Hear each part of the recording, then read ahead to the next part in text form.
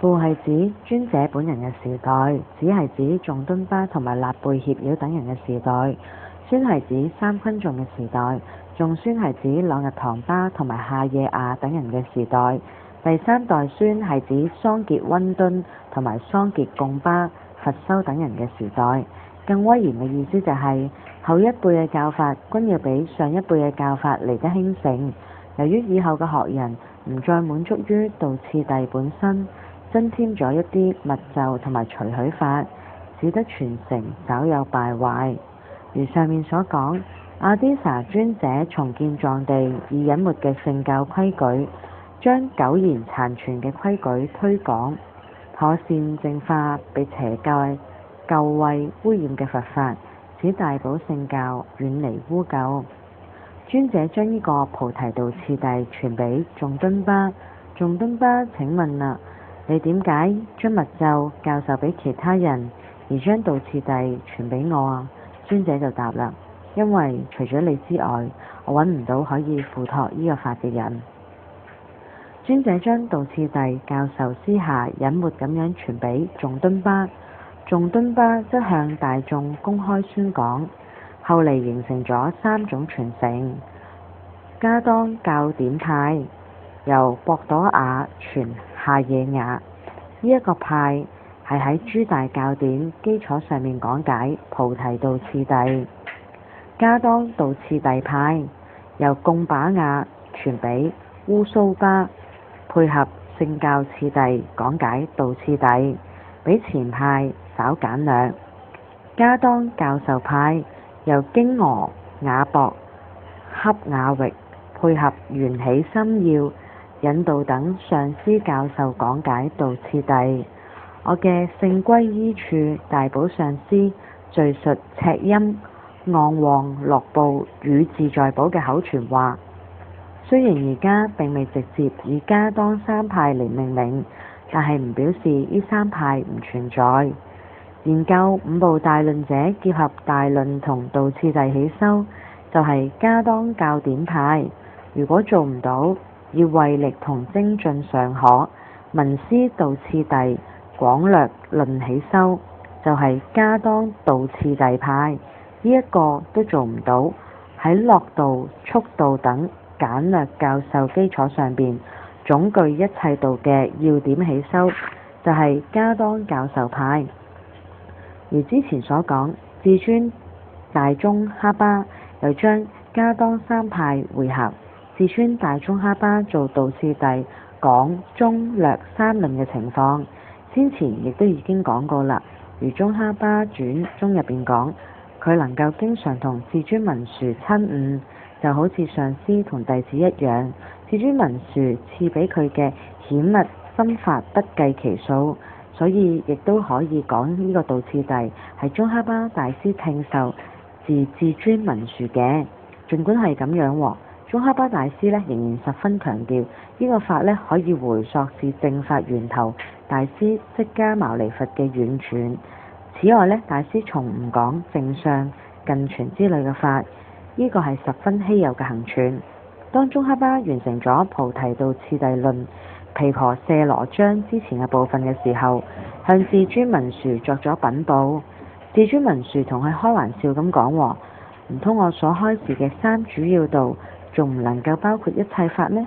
大師稟告話啦，我編寫呢個論係以至尊所講嘅三主要道為命脈，以菩提道燈論為詮釋嘅根本文。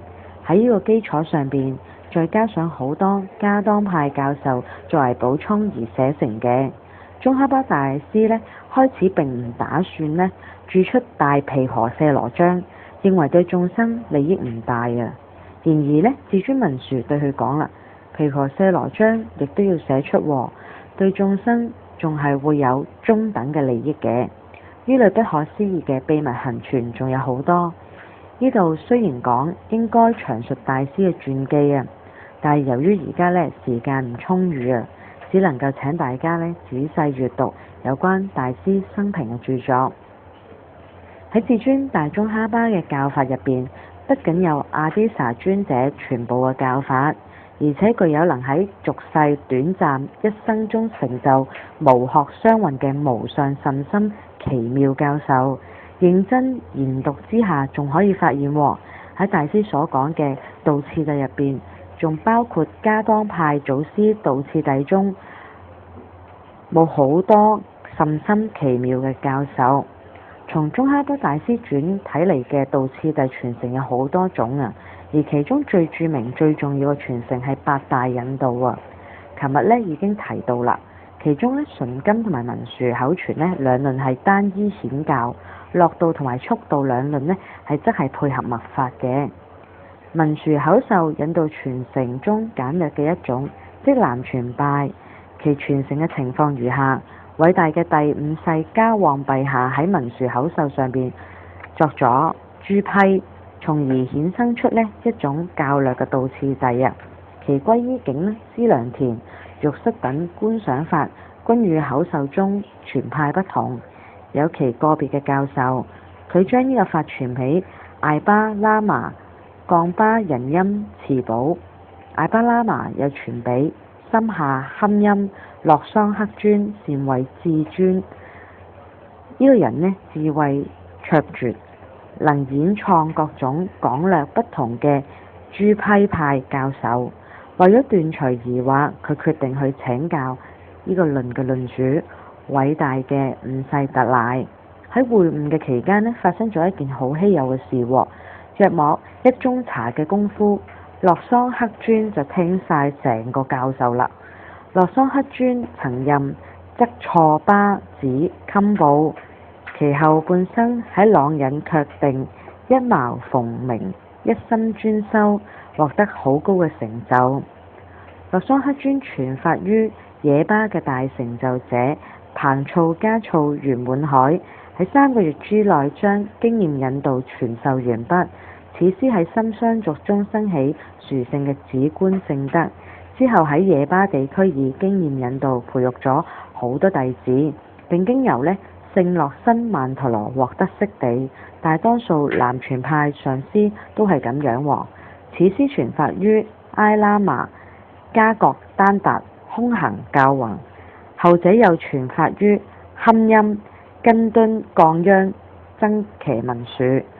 堪欽擔心批注喺廣論嘅南傳文殊口授日久難免會有誤導，以訛傳訛，所以另外編咗而家通行嘅本子啊。